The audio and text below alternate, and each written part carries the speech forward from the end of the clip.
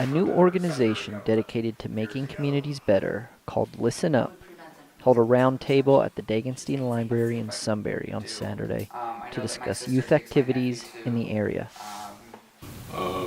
Sunbury does stand out as an area of need. Perhaps Stacy can talk more about what the priorities for impact are, and then maybe particularly about the teens and then youth programs that we see it lacking, and what the statistics are behind the result of when these programs are lacking. For example, high school dropout rate, truancy is a problem, crime rate is a problem. Unfortunately, Sunbury is, Milton, where I come from, are not stellar performers, okay, in those areas, and so there is a need, and it's already recognized. But again, maybe you can talk about that. Way actually is covering 3 full counties at this point. We just merged with the Lower Anthracite, so we're covering now all of Northumberland County as well as Snyder and Union counties, the entirety. So we've got multiple school districts in town, but we are centrally based in Sunbury. We've got 6 impact areas. One of them is teens. We have some communities that do have teen centers.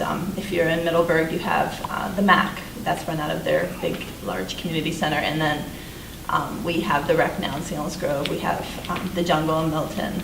We're looking at Shamokin is hoping to have some kind of youth center. Sunbury, we're trying to assess how's the refuge doing and what would be a location. What we see, I know Mifflinburg, we're searching for a teen center. And so what ends up happening is, of course, cost and location, and then just renovations for buildings when you do find the right location.